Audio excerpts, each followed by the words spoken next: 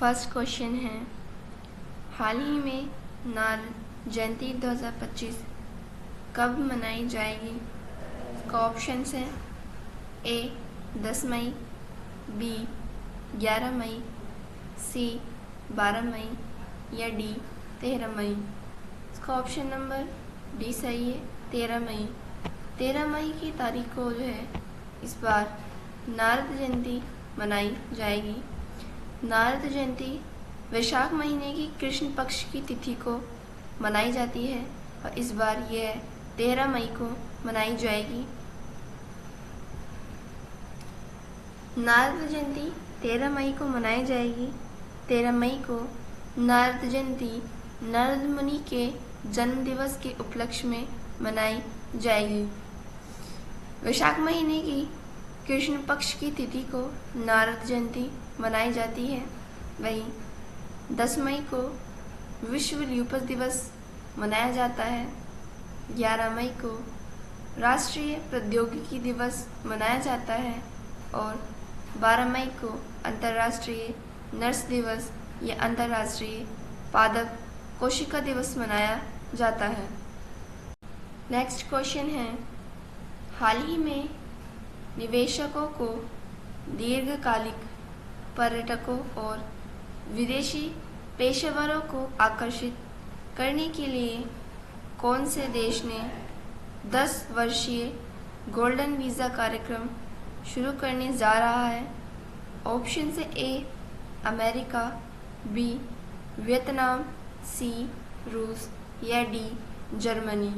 इसका option number B सही है, वियतनाम।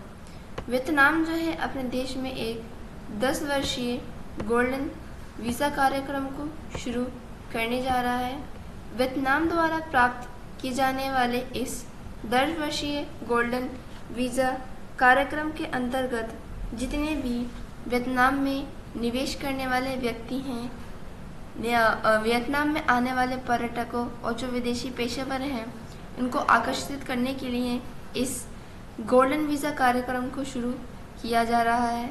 इस कार्यक्रम के अंतर्गत या जिस भी व्यक्ति को यह 10 वर्ष का गोल्डन वीज़ा प्रदान किया जाएगा वह व्यक्ति 10 वर्ष के लिए वियतनाम की सभी सुविधाओं का लाभ उठा सकते हैं।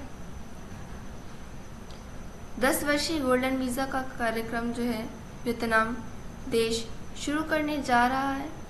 वियतनाम की राजधानी हनोई है। वर्तमान में वियतनाम के राष्ट्रपति लियोंग कॉन्ग व प्रधानमंत्री फाम मिन चिन हैं। वियतनाम द्वारा 10 वर्षीय गोल्डन वीज़ा कार्यक्रम को शुरू करने का उद्देश्य है कि दीर्घकालिक पर्यटकों, निवेशकों व विदेशी पेशेवरों को आकर्षित किया जा सके। इन्हें वियतनाम में ज़्यादा से ज़्यादा निवेश करने के लिए, वियतनाम में ज़्यादा से ज़्यादा घूमने के लिए प्रोत्साहित किया जा सके। नेक्स्ट क्वेश्चन है, हाल ही में दीपिका कुमारी ने तीरंदाजी वर्ल्ड कप 2025 में कौन सा पदक जीता है? इसके ऑप्शन से ए स्वर्ण पदक, बी रजत पदक, सी कांस्य पदक या डी इनमें से कोई नहीं। इसका ऑप्शन नंबर सी सही है, कांस्य पदक। हाल ही में तीरंदाजी वर्ल्ड कप 2025 के आयोजन में भारत की ओर से दीपिका कुमारी ने भारत के लिए तीरंदाजी में कांस्य पदक जीता है। कांस्य पदक के तीरंदाजी वर्ल्ड कप 2025 में दीपिका कुमारी ने कांस्य पदक जीता है। वर्ल्ड कप 2025 को जहां पर दीपिका कुमारी ने भारत के लिए कांस्य पदक जीता, इसे शंघाई चीन ने होस्ट किया था। 2025 में होने वाले तीरंदाजी वर्ल्ड कप को 3 देश मिलकर आयोजित करा रहे हैं, जिसमें पहला देश अमेरिका, दूसरा देश चीन, तीसरा देश तुर्की व चौथा देश स्पेन और 5वां देश जर्मनी है। ये 5 देश मिलकर तीरंदाजी वर्ल्ड कप 2025 को आयोजित करा रहे हैं। दीपिका कुमारी द्वारा कांस्य पदक जीतने में इन्होंने साउथ कोरिया के खिलाड़ी को हराकर भारत के लिए कांस्य पदक को जीता। नेक्स्ट क्वेश्चन है, हाल ही में रक्षा मंत्री राजनाथ सिंह ने ब्रह्मोस मिसाइल की प्रोडक्शन यूनिट का शुभारंभ कहाँ किया है? ऑप्शन है ए कोलकाता, बी मुंबई, सी लखनऊ या डी श्रीनगर। इसका ऑप्शन नंबर सी सही है, लखनऊ। उत्तर प्रदेश की राजधानी लखनऊ में हाल ही में हमारे केंद्रीय रक्षा मंत्री राजनाथ सिंह ने ब्रह्मोस मिसाइल की एक प्रोडक्शन यूनिट का शुभारंभ किया है। हम सभी जानते हैं ब्रह्मोस एक सुपरसोनिक मिसाइल है जिसकी स्पीड 2.8 मैक है, यानी कि ब्रह्मोस सुपरसोनिक मिसाइल की जो स्पीड है वह ध्वनि की स्पीड से भी लगभग 2.8 मैक अधिक है। ब्रह्मोस सुपरसोनिक मिसाइल का निर्माण भारत और फ्रांस से मिलकर किया है। ब्रह्मोस सुपरसोनिक मिसाइल की प्रोडक्शन यूनिट को हाल ही में एक लखनऊ में शुभारंभ किया है। शुभारंभ जो है हमारे रक्षा मंत्री राजनाथ सिंह ने किया है। ब्रह्मोस एक सुपरसोनिक मिसाइल है जिसकी स्पीड 2.8 मैक है। नेक्स्ट क्वेश्चन है, हाल ही में नई दिल्ली स्थित इंडिया हैबिटेट सेंटर में भारत बौद्ध केंद्र का उद्घाटन किसने किया है? ऑप्शन से ए मनोहर लाल खट्टर, बी राजनाथ सिंह, सी पीयूष गोयल या डी अमित शाह। का ऑप्शन नंबर ए सही है, मनोहर लाल खट्टर। मनोहर लाल खट्टर ने जो है हाल ही में नई दिल्ली में स्थित इंडियन हैबिटेट सेंटर के अंदर भारत बौद्ध केंद्र का उद्घाटन किया है। भारत बौद्ध केंद्र की स्थापना जो है नई दिल्ली स्थित इंडिया हैबिटेट सेंटर में की गई है। इसका उद्घाटन मनोहर लाल खट्टर जी ने किया है। मनोहर लाल खट्टर जी द्वारा नई दिल्ली स्थित भारत बौद्ध केंद्र को स्थापित करने का उद्देश्य है भारत की समृद्ध सांस्कृतिक और एक सभ्यगत विरासत के प्रति जागरूकता को सराहना और बढ़ावा देना। यानी कि भारत के जो युवा हैं इसमें भारत की समृद्ध सांस्कृतिक और सभ्यतागत विरासत के बारे में जो है भारत की युवा को सराहना देना व इसके बारे में जानकारी को प्रदान कराना। नेक्स्ट क्वेश्चन है, हाल ही में सीबीआई ने किस ऑपरेशन के तहत 8 राज्यों में सिम धोखाधड़ी रैकेट का भंडाफोड़ किया है? ऑप्शन से ए ऑपरेशन चक्र 5, बी ऑपरेशन हॉक, सी ऑपरेशन सिंदूर या डी ऑपरेशन ब्रह्मा। इसका ऑप्शन नंबर ए सही है, ऑपरेशन चक्र 5। ऑपरेशन चक्र 5 के अंतर्गत जो है सीबीआई ने 8 राज्यों में सिम धोखाधड़ी रैकेट का भंडाफोड़ किया है। सिम धोखाधड़ी रैकेट क्या होते हैं? तो ये वही रैकेट हैं जो कि आपके परमिशन के बिना कई सारे लोगों के जो है उनके नामों पर कई सारे लोगों के नाम पर सिम निकली होती है जो कि फ्रॉड होती है। और इसी को रोकने के लिए जो है सीबीआई ने हाल ही में 8 राज्यों में जो है छापा मारा है और इसके लिए सीबीआई ने ऑपरेशन चक्र 5 को चलाया। सीबीआई की फुल फॉर्म में central bureau of investigation. CBI की स्थापना 1 अप्रैल 1963 को की गई थी। सीबीआई का मुख्यालय नई दिल्ली में स्थित है। हाल ही में सीबीआई ने ऑपरेशन चक्र 5 को चलाकर सिम रैकेट का भंडाफोड़ किया है। सीबीआई ने ऑपरेशन चक्र 5 कुल 8 राज्यों में चलाया। सीबीआई द्वारा इन 8 राज्यों में चलाए गए ऑपरेशन चक्र 5 को चलाने का उद्देश्य था कि डिजिटल अरेस्ट व ऑनलाइन होने वाले फ्रॉडों को रोका जा सके। क्योंकि आजकल के टाइम पर जो है डिजिटल अरेस्ट का जो फ्रॉड है बहुत ज़्यादा अधिक चल रहा है और इसी फ्रॉडों को रोकने के लिए सीबीआई ने ऑपरेशन चक्र 5 को चलाया। नेक्स्ट क्वेश्चन है, हाल ही में कहाँ 2018 के बाद निपाह वायरस का 7वां मामला दर्ज किया गया है? ऑप्शन से ए कर्नाटक, बी केरल, सी छत्तीसगढ़ या डी तमिलनाडु। इसका ऑप्शन नंबर बी सही है, केरल। हाल ही में केरल में एक 42 वर्षीय युवती को निपाह वायरस से संक्रमित पाया गया है। केरल में इस 42 वर्ष युवती का जो निपाह वायरस का मामला है, यह विश्व का 7वां मामला दर्ज किया गया है। निपाह वायरस का 7वां केस केरल में पाया गया है। निपाह वायरस का पहला केस 1999 में निपाह गांव में पाया गया था, जो कि मलेशिया का एक गांव है। मलेशिया के निपाह गांव में इस वायरस का पहला केस आने के कारण ही इस वायरस का नाम निपाह वायरस रखा गया। निपाह वायरस एक जूनोटिक बीमारी है जो जानवरों से इंसानों में फैलती है।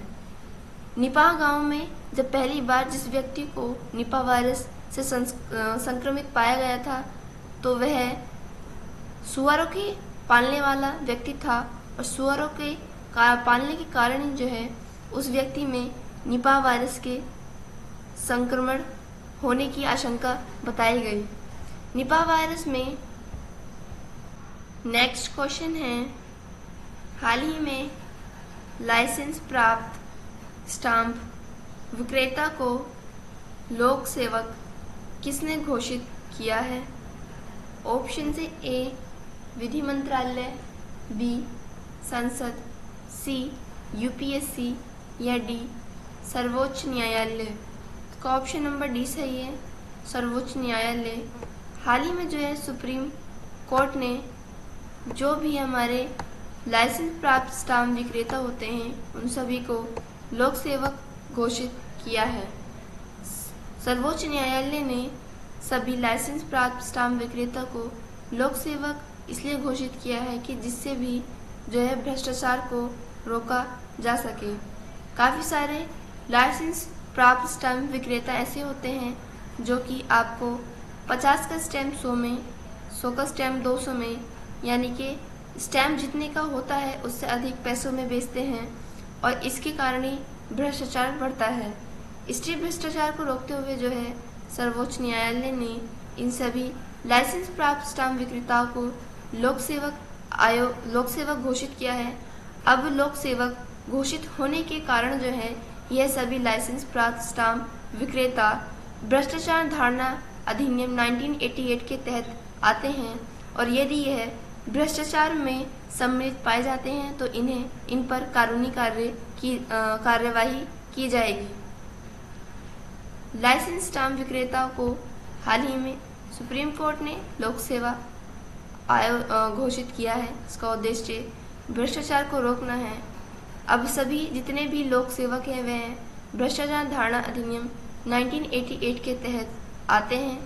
यदि यह लोग भ्रष्टाचार में सम्मिलित पाए जाएंगे तो इनके खिलाफ सख्त कानूनी कार्यवाही की जाएगी। नेक्स्ट क्वेश्चन है, हाल ही में चर्चा में रहे ऑपरेशन बनियान अल मरसूस का संबंध किससे है? ऑप्शन से ए लेबनान, बी यमन, सी अफगानिस्तान या डी पाकिस्तान। इसका ऑप्शन नंबर डी सही है, पाकिस्तान। हाल ही में पाकिस्तान ने भारत पर हमला करने के लिए ऑपरेशन बनियान अल मरसूस को चलाया है। पाकिस्तान द्वारा चलाए गए इस ऑपरेशन का उद्देश्य है कि भारत द्वारा चलाए गए ऑपरेशन सिंदूर के बदले में जवाब देना। पाकिस्तान ने हाल ही में इस ऑपरेशन को चलाया। पाकिस्तान द्वारा चलाए गए बनियान अल मरसूस ऑपरेशन का अर्थ है स्टील या कांच की दीवार।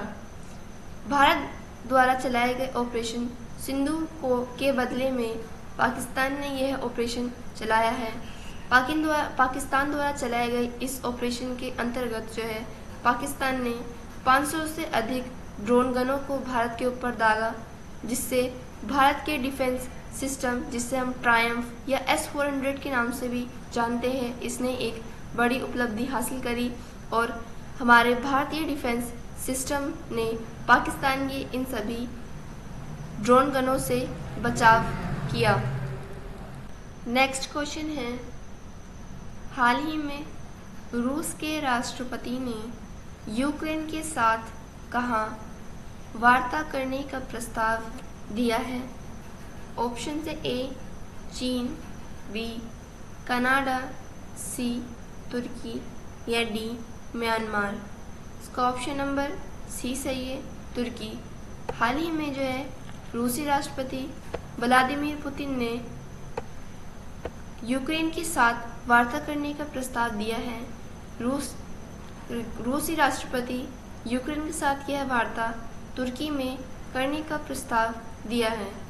तुर्की में होने वाले रूस के राष्ट्रपति और यूक्रेन के साथ होने वाली इस वार्ता की घोषणा जो है अमेरिकी राष्ट्रपति डोनाल्ड ट्रंप ने सोशल मीडिया प्लेटफॉर्म के जरिए की।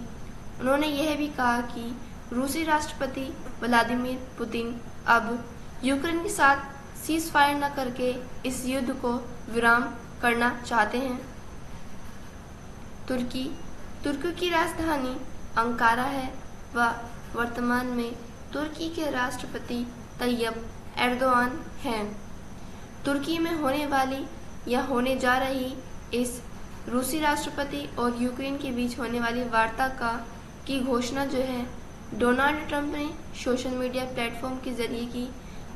उन्होंने ये कहा कि रूस और यूक्रेन के बीच जंग खत्म होने पर बातचीत की जाएगी, जिसमें रूसी राष्ट्रपति व्लादिमीर पुतिन ने अपना साफ निर्देश दिए हैं कि वह इस जंग में सीज फायर न करके इस जंग को ख़त्म करना चाहते हैं।